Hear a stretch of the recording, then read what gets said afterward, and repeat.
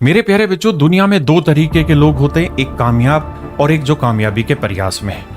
दोनों ही तरीके के लोगों का माइंडसेट डिफरेंट होता है, उनके सोचने का तरीका अलग होता है और मेरे बच्चे दुनिया भी उनको अलग अलग नजरियों से देखती है। मेरे बच्चे, एलन मस्क ने भी एक बहुत खूबसूरत लाइन कही कि people work better when they know what the goal is and why. मेरे प्यारे बच्चों, इसका अर्थ ये हुआ कि आप किसी भी काम को आसानी से तभी कर सकते हैं जब आपको आपका लक्ष्य बहुत अच्छे से पता और आपको ये पता हो कि हमें वहां क्यों जाना है। मेरे दोस्तों, भारत में जितना भी धन या संपत्ति उसका 40% हिस्सा जनसंख्या के केवल 1% लोगों के पास है। तो जो बाकी 99% लोग बच गए, वो क्या करें? वो अपने जीवन में खुशहाली कैसे लाए, वो अपने अवस्था को कैसे बदले और अपनी स्टेज को कैसे बदल के अपग्रेड करे।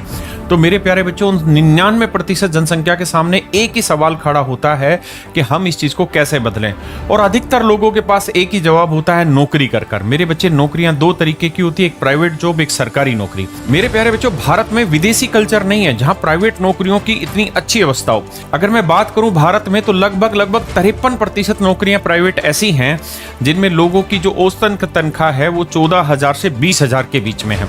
तो लोगों के सामने एक ही सीधा सवाल दिखता है कि अगर हमें अपने जीवन को बहुत उच्चतम स्तर पर लेके जाना है तो हमारे सामने सरकारी नौकरी एकमात्र विकल्प है।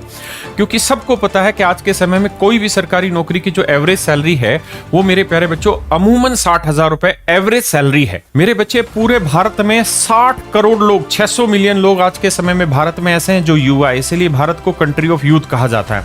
और मेरे बच्चे, 60 करोड़ लोगों में 20 से 30 साल के उम्र के लगभग 53% जनसंख्या ऐसी है जो बेरोजगार है।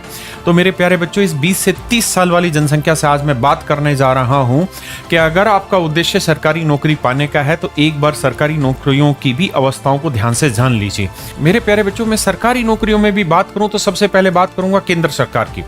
केंद्र सरकार में सबसे बड़ी वैकेंसी जो आती है वो आती है एमटीएस की, जिसे हम मल्टीटास्किंग स्टाफ बोलते हैं। एमटीएस में लगभग 599 बच्चों पर एक वैकेंसी होती है, यानी 599 बच्चा फॉर्म भरेगा एक वैकेंसी के लिए। मेरे बच्चे, उसके बाद आती है CHSL, combined higher secondary level exam, जो एसएससी कंडक्ट कराता है, जो 12th बेस पर होती है, जिसमें मेरे प्यारे बच्चों 930 बच्चे फॉर्म भरते हैं एक वैकेंसी के लिए। उसके बाद आते हैं मेरे बच्चे रेलवे में ग्रुप डी, जहां पर मेरे प्यारे बच्चों 121 बच्चे फॉर्म भरते हैं एक वैकेंसी के लिए। ये जितनी भी मैंने वैकेंसी बताई केंद्र सरकार की, वो वैकेंसी थी जो 10th या 12th बेस पे भरी जाती है। इसके बाद आते हैं मेरे बच्चे ग्रेजुएशन बेस पे। ग्रेजुएशन बेस में जो सबसे ज्यादा भरी जाने वाली वैकेंसी है उसको हम बोलते हैं मेरे प्यारे बच्चों CGL, combined graduation level exam, जिसमें 207 बच्चा अप्लाई करता है एक वैकेंसी के लिए। फिर आता है सीपीओ, जिसमें मेरे बच्चे 175 बच्चा एक वैकेंसी के लिए अप्लाई करता है, और इसी तरह बहुत सारी और वैकेंसी।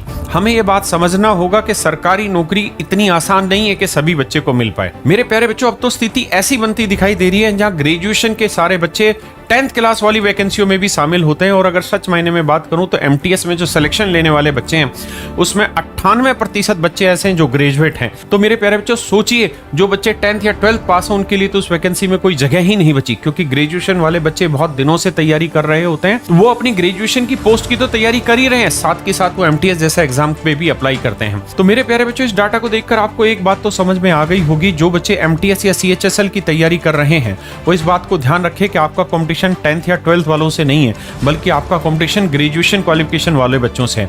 उन बच्चों से हैं जो सीजीएल की तैयारी करने लग रहे हैं, सीपीओ की तैयारी करने लग रहे हैं। तो मेरे प्यारे बच्चों, यहाँ बात आती है कि हम अपनी तैयारी को किस रूप में करें कि हम अपने इच्छित लक्ष्य को बहुत साफ सुथरे तरीके से पालें।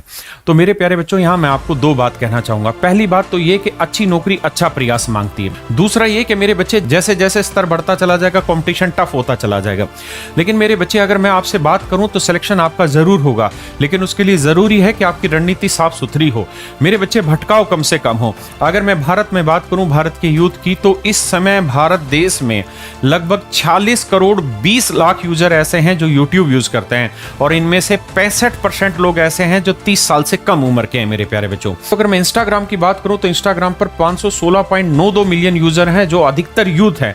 यानी मेरे प्यारे बच्चों, बात करें तो लगभग 52 करोड़ लोग ऐसे हैं जो इंस्टाग्राम यूज करने लग रहे हैं। मेरे बच्चे, एक बात और यहाँ पे ध्यान देना, इंस्टाग्राम पर हर 9 महीने में 100 मिलियन यूजर आ जाते हैं।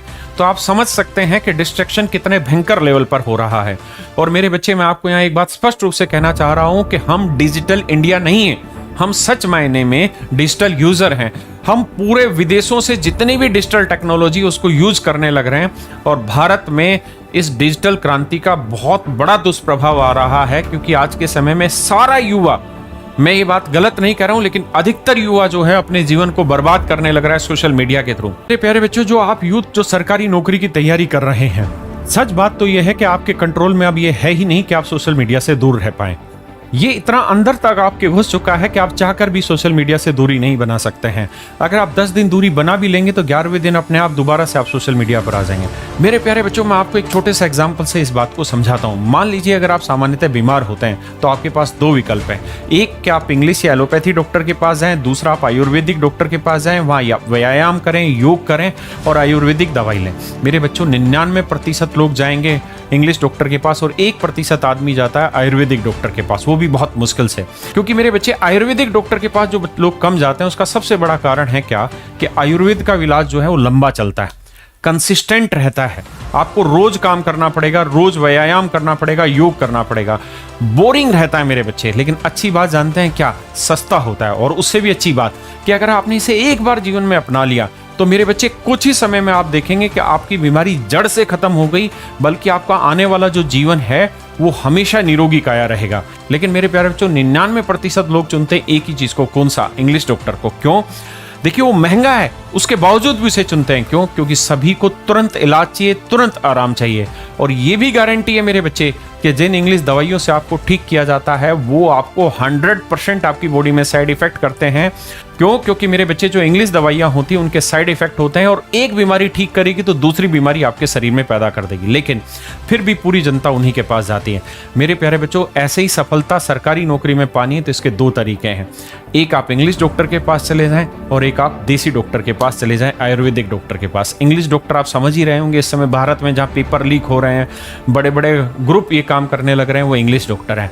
वहाँ आपको हो सकता है किसी को कामयाबी मिल जाए, लेकिन ये दावा है कि आपका जीवन नर्क हो जाएगा। दूसरा तरीका है मेरे बच्चे, अपनी मेहनत से, सही लगन से और मेरे बच्चे सही रणनीति से तैयारी की जाए।